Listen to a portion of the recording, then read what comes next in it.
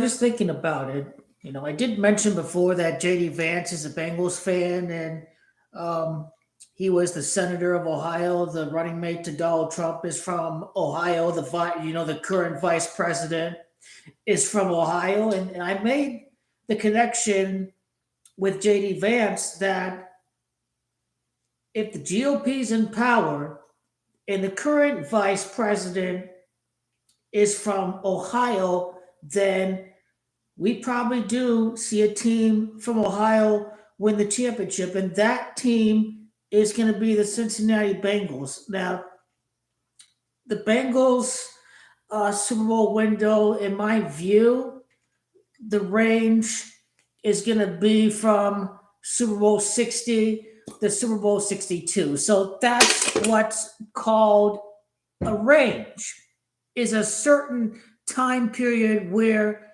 a team can win the Super Bowl, and let's say they don't win it the very first year. So why we get Super Bowl 60 and Super Bowl 62 as the range? Bengals is Gamache 60 and 24, and so you have Super Bowl 60, and then Super Bowl 62. I want to say that it's his full name, Joseph Lee Burrow.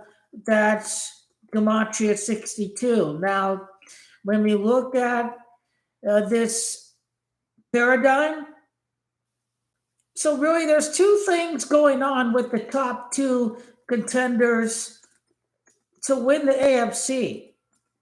We see a lot of 62 at Buffalo and Cincinnati. We see a lot of 60 and 62. And now, really, what that's telling us is these two teams are going to be winning the Super Bowl sometime in the next 3 years. And so both teams have 60 and 62 Gematria, major references. So the thing that kind of gives it away that the Bills are going to lose is the fact that their last title is in Super Bowl 28, and we can't forget that they're the only team from the state of New York that plays in the state of New York, because the Giants and the Jets, as we know, they both play at New Jersey. So that's where we're getting next year. Not this year for Buffalo, but next year. And by conclusion, basically, if the Buffalo Bills is Gematria 60, then it's going to be 60 previous Super Bowls before the Bills do end up winning the title. So that's what we have to go off of.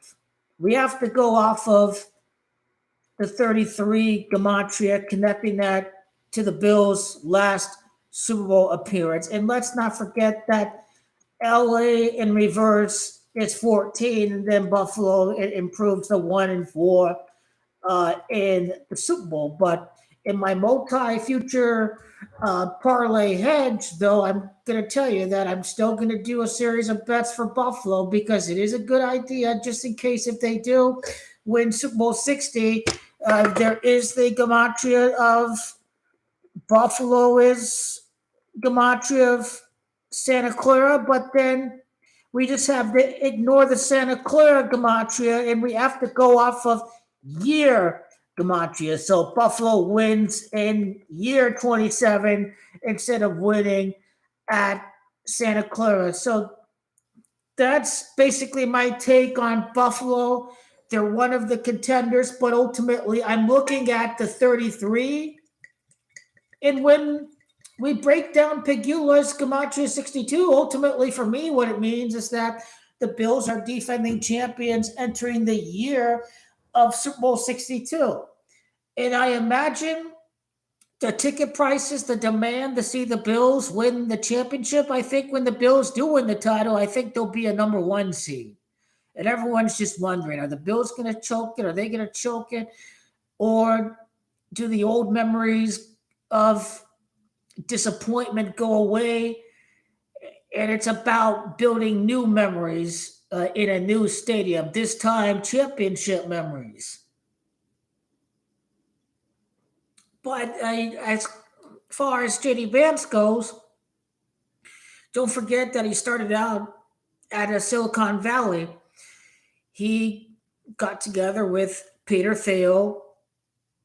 I forgot if he ran his own hedge fund company or if he was a part of Peter Thiel's company, but basically these big tech libertarian Silicon Valley bros reside in San Francisco, and basically JD Vance, basically after he graduated, he was over at San Francisco working with the big tech gurus, and that's kind of JD Vance's connection with the Bengals. He has a connection with Silicon Valley, which of course is at the Bay Area. So when you think of JD Vance, you think about the Ohio team, you think about the fact that he was involved with the big tech bros at Silicon Valley. So he's going to see his team win the Super Bowl at San Francisco. That's the Illuminati connection to Super Bowl 62. So let me go to JD Vance's bio. And in case if you don't know about a Silicon Valley connection, of course, he went to Yale Law School, but after coming back from the military, and so right here, after graduating law school, Vance worked for John Cornyn, then Texas senator. Having practiced law for slightly under 2 years, J.D. Vance moved to San Francisco to work in the tech sector as a venture capitalist. He served as a principal of Peter Thiel's Merthero Capital firm between 2016 and 2017. So that's the Bay Area connection to J.D. Vance. And basically, Trump never picked J.D. Vance. J.D. Vance was picked for him. Big tech runs the show. Big tech, through the Heritage Foundation, are the ones who wrote Project 2025. Basically, Project 2025 is about consolidating power to the big tech bros and through their puppet president, through the executive. And at any moment in time, the 25th Amendment's going to be invoked. You think about everything that's happening with the Epstein files. At some moment in time, Donald Trump is going to be disposed. I told you this. He would be disposed at some point during his presidency, whether it be he's too mentally deficient, he's facing cognitive decline, or we have an instance where he's orchestrating crisis and they're looking to remove him before he causes further destruction. That's where J.D. Vance comes into play. And now J.D. Vance wrote the foreword to Project 2025. So he's absolutely a puppet and he's part of the agenda. Basically, we're the conservatives. We're going to usher in our agenda not through the Congress, but through the executive branch, and we're going to undermine the court's authority, and that's already been done through numerous Supreme Court decisions. And Supreme Courts have ruled that a district court outside of jurisdictions can't strike down anything that they deem to be unconstitutional. So this gives the executive branch more power to do whatever it can without some district court in any random state halting that particular action, as we've seen with his executive action to reverse the 14th Amendment. But as far as the Lions goes, if Lions don't make it this year, then that's where we get our Lions Bills Super Bowl 61, I think. If the Lions make it this year, they're not allowed to make it to back-to-back Super Bowls, then I reckon Baker Mayfield is going to be in Super Bowl 61. So it all depends on a few things. So again, if Lions don't make it this year, I like the Lions Bills for next year. If the Lions make it this year, then I think Bills, Bucks, and Josh Allen, the seventh pick that was used to draft him, the Bills got that pick from the Tampa Bay Buccaneers. So for me, it's either the Bucks or the Lions for next year, contingent on what happens this year. I still like the Lions to make it, though. If the Lions don't make it, then it's too hard to ignore of a Philadelphia Eagles repeat narrative, and you have your white power against the black quarterback.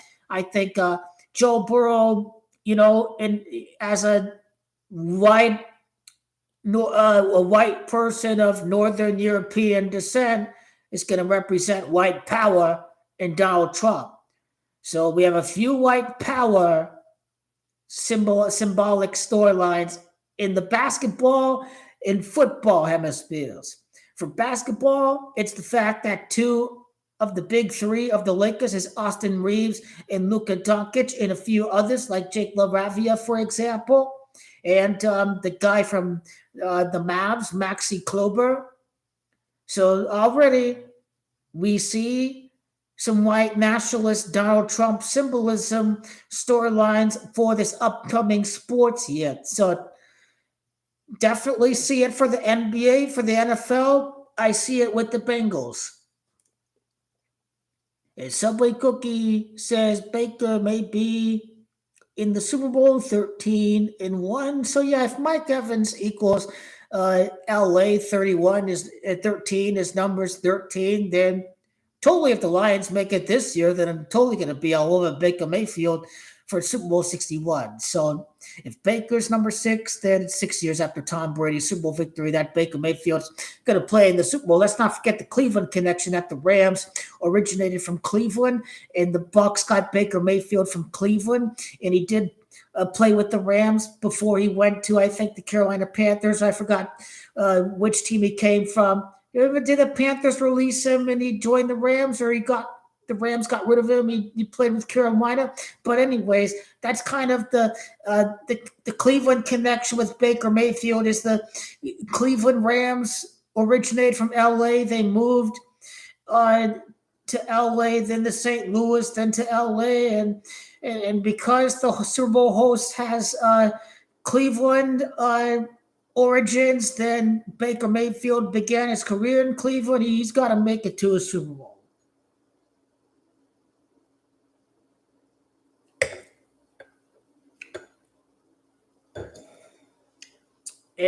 But again, as far as this year goes, Bengals come out to 24 and Lions come out to 24. Eagles lose Super Bowl, they fought at 2-4, and Bengals is 24. So this is an interesting code. If you've got Lions, Eagles in the NFC Championship game, the winner is going to lose to Cincinnati to fall to 2-4 in the Super Bowl. It's either Eagles lose the Super Bowl after beating the Lions, or the Lions beat the Eagles. And then, of course, they're not going to allow Joe Burrow to lose, to be 0-2 in the Super Bowl. So it's pretty easy. When it's Lions, and I like the Cat Tiger Super Bowl, and if the Detroit Tigers make it to the World Series, then it is so hard to avoid Detroit in 2 consecutive championship series. So when the Tigers win the American League, then that is going to make it more likely that the Lions are going to make it. But their numbers for Philadelphia, there certainly is. There's a narrative either way. There's a narrative for either matchup. But are the Ravens going to be included in the multi-future parlay? Yes, because if Buffalo in 33 means they're not going to make it, if the Chiefs have made it too many years, they're not going to let people boycott the NFL, then it's probably going to be between Bengals and Ravens. But I still have Bills ahead. But as far as 33 goes, 33 years later, the Bills win after losing Super Bowl 28, then the people are going to bet on Buffalo. But this week 1 game is interesting. If Buffalo wins that game and people are going to be riding Buffalo to the Super Bowl, I think Las Vegas wants the Bills to win week 1. I think Las Vegas would rather have a lot of money on the Bills, I think, if you ask me, that it's going to be an automatic for the Bills to win when the Chiefs are not having as dominant of a year, but not so fast. Not so fast. Lamar Jackson, Joe Burrow in his 5-2 playoff record, it's so hard to overlook that. But Al Golden, the new defensive coordinator of the Bengals, he used to be the coach of the University of Temple. University of Temple is located at the Philadelphia area. So if we do see Bengals and the Eagles, then we have to look at Al Golden. We have to look at his connection to Temple University from the Philadelphia area. So if it's Bengals, Eagles, then Al Golden's unit is going to come in and put together historic performance.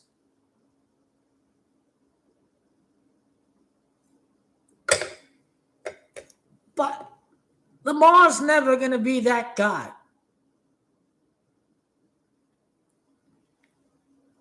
Roger Goodell is a right wing commissioner. His wife, Roger Goodell's wife, used to be an anchor on Fox News. Many of these NFL owners are old white men who donate to the Republican Party. They ended Kaepernick's career. They insisted that the players should all kneel, should stand up and put their hand over their heart for the Pledge of Allegiance. They only let the players kneel until the old George Floyd incident happened. They were still adamant that you should stand up and recite the pledge. If they ended Kaepernick's career, that's how you know the NFL is a right-wing organization. Now, why did they let Jalen Hurts win last year? Because Doug Williams was the only full-blooded black quarterback to win, and Doug Williams was born at Louisiana, the site of the Super Bowl. So, I did predict a full-blooded black quarterback at the start of the year. I was thinking too much about election. I was thinking too much about Kamala, and so that's and I was thinking too much about Trump with the Kansas City Chiefs. So, my intuition was correct before the start of last year. I knew a full-blooded black quarterback would win. I overlooked Jalen Hurts. He had Louisiana Gematria. Anyone wondering, how do you know J.D. Vance is a Bengals fan? Well, he is a Bengals fan with Vivek Ramaswamy.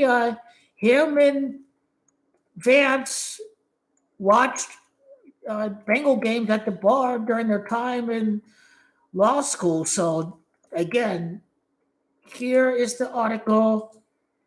He's not some Bengal fan for sure. He actually is a football fan.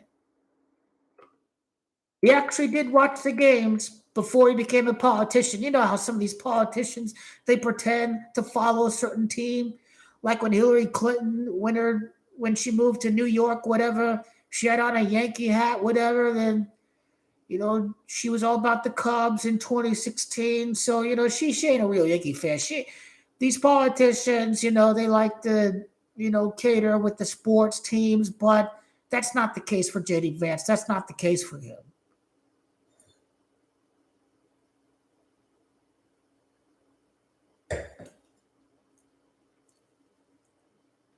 I'm telling you, this Bengals Super Bowl run, timely defense, you may give up a lot of yards, but I think how Cincinnati's going to do defensively, they're going to be very good on third down defense. They're not going to allow too many big plays, and they may end up forcing turnovers. Some great defenses, they give up a lot of yards, but they have a knack of creating turnovers. I think biggest example I can think of is the New Orleans Saints with Greg Williams and all. They gave up a lot of yards, but they forced a lot of turnovers. So it all depends. You're a great defense, you'll give up a lot of yards. You don't give up a lot of yards, and you force a lot of turnovers. It's timely defense. And this guy with these wide receivers that they got, with Jamar Chase, you're big time. You're top 5 offense in the NFL. You have the best quarterback in football. He is the best quarterback in football when you ignore the fact that other quarterbacks have more talent and some quarterbacks don't have that luxury, especially on the defensive side of the ball. You know, Pat Mahomes has a great team around him. Jalen Hurts has a great team around him. Lamar Jackson has a great defense, not so much great wide receivers. Joe Burrow, he just has a very shitty, crummy defense. He's had to put up with a lot of BS, with the defense and everything.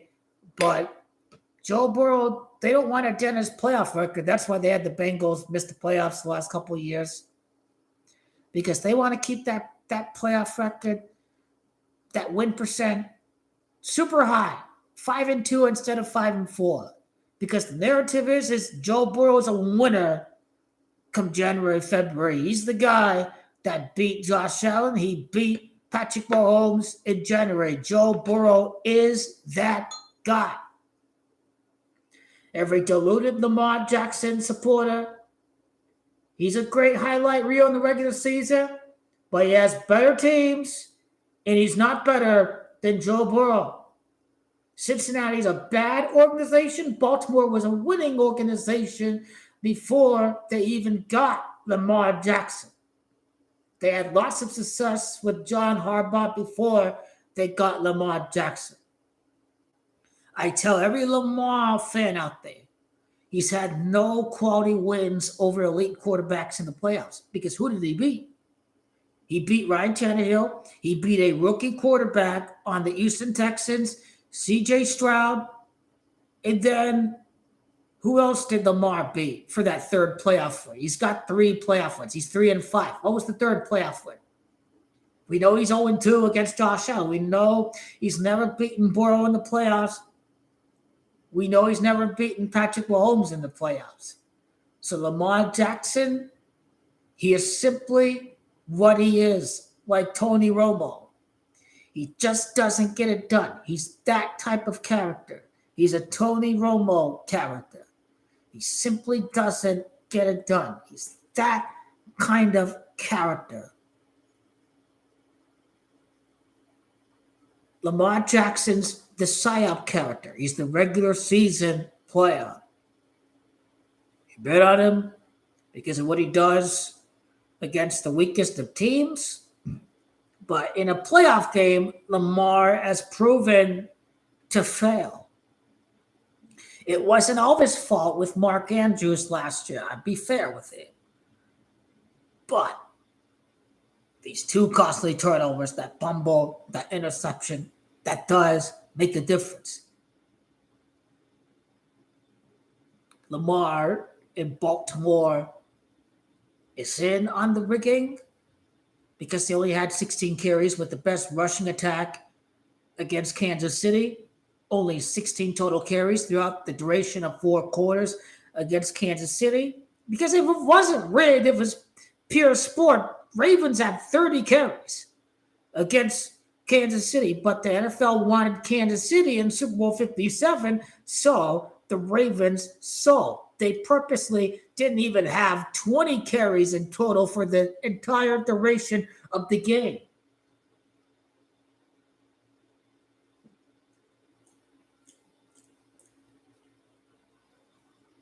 So you see, it don't matter if Cincinnati don't make no Super Bowl. I am a professional. I know how to do multi-future parlay combinations.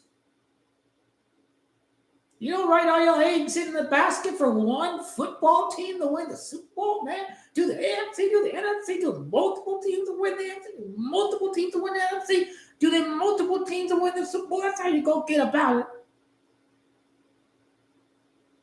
But sure thing is sure, Inter Miami to win the MLS, in my opinion. They're not going to spoil the holiday. And keep up with God to win the championship. Can't you just keep up with God? If they go with Greek God instead, Milwaukee Bucks win the East. 16-1. That's a lot of coin on the Bucks to win the Eastern Conference. That's a lot of coin.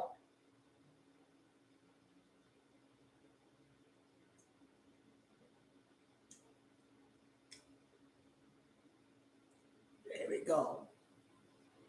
And this concludes Roundtable Part 1, Roundtable Part 2.